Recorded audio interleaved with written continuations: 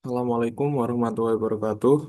Pada kesempatan di hari ini, saya akan mempresentasikan terkait kasus perusahaan yang mengalami pilot. Nah, untuk kasus perusahaan tersebut, saya memilih perusahaan PT Sri Rezeki Isman Tbk atau yang disebut dengan PT Sritek. Sebelumnya, izin memperkenalkan diri, nama saya Haris Farudin Alif Farohman dengan NPM 2502012015555 dengan mata kuliah pengantar eh, bisnis kelas MJ 222 dengan dosen pengampunya adalah Ibu Ratih Anggoro Wilis. Nah, untuk latar belakangnya sendiri, eh, perusahaan merupakan salah satu yang bergerak dalam bidang tekstil. Eh, Untuk Sritek sendiri ini dari dulu adalah salah satu perusahaan yang istilahnya terbesar lah ya di Asia Tenggara. Namun pada beberapa tahun ke belakang ini Sritek mengalami berbagai guncangan, khususnya adalah guncangan finansial yang menyebabkan pada tahun pertengahan 2026 itu pada tahun 2026, 2025, 2026 PT Sritek itu mengalami kejadian yang memilukan, yaitu kejadian pilot setelah sebelumnya dilakukan injek dana atau suntik dana oleh pemerintah.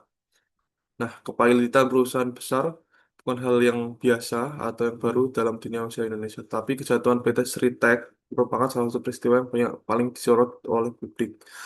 Sritek itu bukan perusahaan yang kecil, seperti yang setelah saya bilang dulu. Sritek itu merupakan salah satu perusahaan tekstil yang terbesar, pernah terbesar di Asia Tenggara, namun nasibnya kini telah sirna.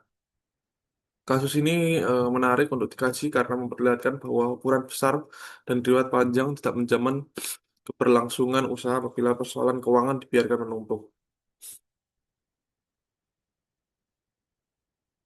Nah, pada pendahuluan ini, Sritek sebelum kejatuhan itu sekedar intermezzo, yaitu pada tahun 1966 Sritek berdiri di Sukoharjo, Jawa Tengah dari usaha kecil perdagangan kain.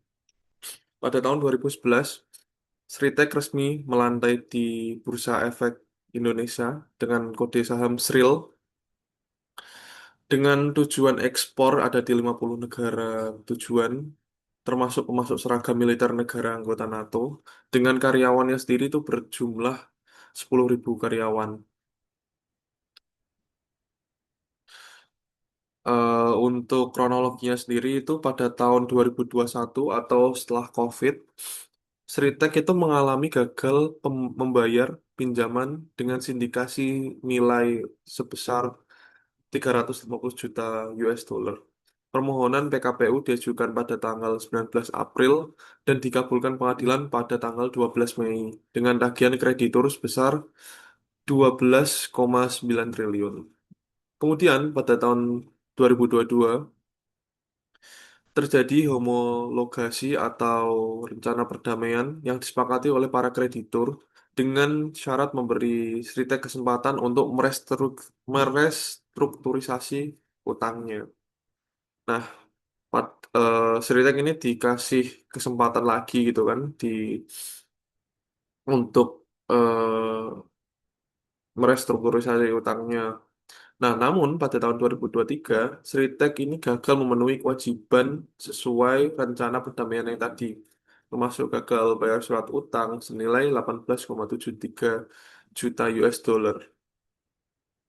Pada tahun 2024, Pengadilan Niaga Semarang mengabulkan pembatalan perdamaian atau homologasi yang diajukan PT Indo Barat Rayon dan menyatakan Sritek beserta tiga anak usahanya adalah pilot. Pada tahun yang sama, kasasi atau kasus ke Mahkamah Agung ini ditolak. Status pilot pilot tetap memiliki dasar hukum tetap. Kemudian pada tahun 2025, seluruh operasional pabrik resmi dihentikan disertai dengan PHK massal. Nah, pada tahun 2026 ini, saham Sritek atau tadi dengan kode tikernya SRIL dijadwalkan di listing menyusul suspensi yang telah melampaui 50 bulan. Untuk jejak finansialnya sendiri, pada tahun 2020, ekuitasnya itu semakin menurun sampai tahun 2024. Hal ini mengindikasikan bahwa aset dan ekuitasnya itu menyusut lebih dari 65% hanya dalam kurun waktu 4 tahun. Dari 1,85 miliar menjadi 0,62 miliar US dollar. Sejak 2021, perusahaan mengalami ekuitas negatif yang mengakibatkan asetnya ini menurun. Kemudian pada tahun 2023, total kewajiban sekitar 1,6 miliar atau liability-nya itu melampaui total asetnya. Jadi, kalau di eh, debt per equity rasionya itu sangat tinggi gitu kan. Utangnya itu melebihi asetnya atau ekuitasnya sehingga perusahaan ini itu istilahnya operasionalnya dibebankan pada utang daripada asetnya sendiri. Seperti itu. Faktor penyebab kepailitan. Nah, untuk sisi internal, terdapat dua sisi, yaitu internal dan eksternal. Untuk internalnya sendiri, itu beban utang yang telah terakumulasi lama. Sehingga eh, pada ujung-ujung Sritek berdiri, ujung-ujung tanduknya itu, Sritek sangat terbebani dengan beban utang yang berlebihan. Ekspansi kapasitas dibiayai pinjaman berskala besar dalam mata uang asing dan rentan terhadap pelemahan rupiah. Kemudian yang kedua, restrukturisasi tidak ditepati, eh, yang seperti tadi, hologasi atau rencana perdamaian tidak ditepati, sehingga Seritek kembali gagal memenuhi kewajibannya sendiri. Untuk tata kelola, yang ketiga adalah persoalan tata kelola. Kejaksaan Agung menetapkan mantan Direktur Utama sebagai tersangka dugaan korupsi kredit perbankan. Yang keempat adalah struktur permodalan rapuh. Ekuitas negatif sejak 2021 menunjukkan fondasi keuangan sudah keropos jauh sebelum kepailitan.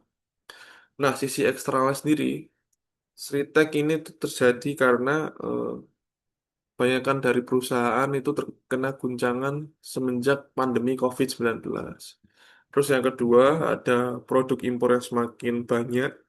Yang ketiga, ada perlambatan ekonomi global. Dan yang keempat adalah persaingan industri padat karya.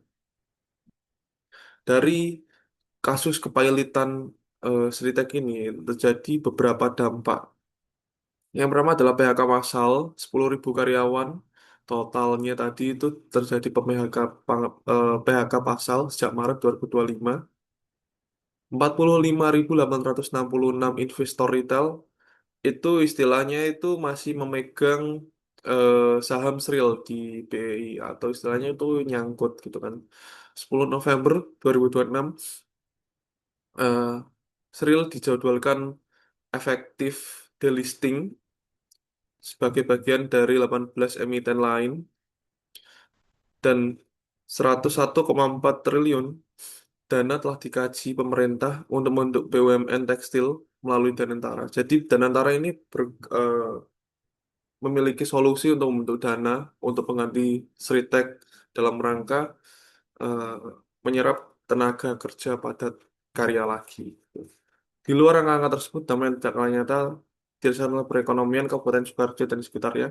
Sebab Sritek selama puluhan tahun menjadi salah satu penggerak utama ekonomi lokal melalui jaringan pemasok bahan baku, pengangkutan, dan usaha pendukung di sekitar kawasan pabrik.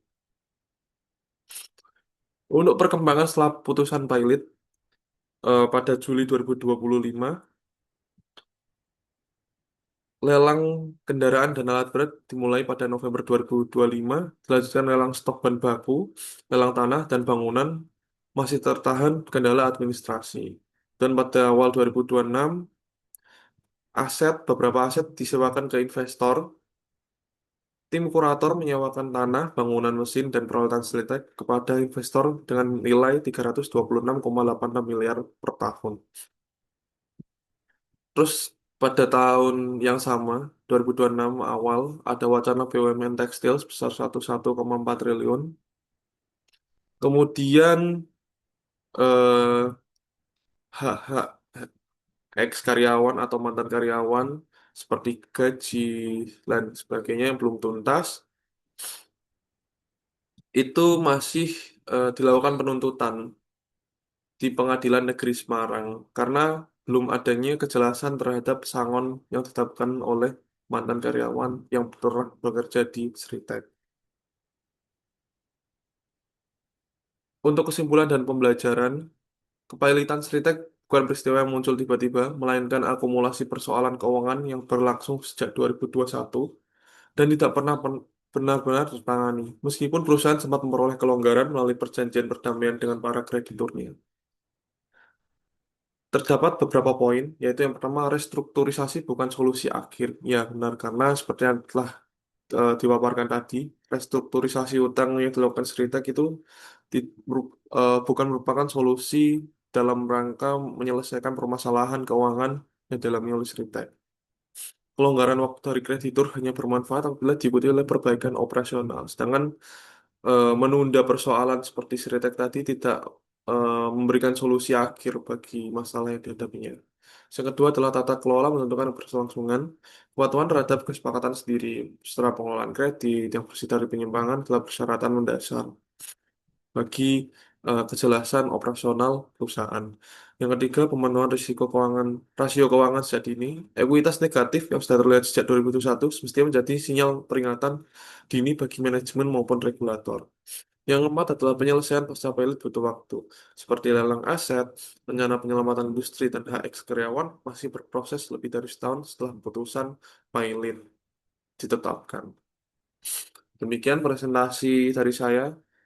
Jika ada salah, mohon maaf. Wassalamualaikum warahmatullahi wabarakatuh.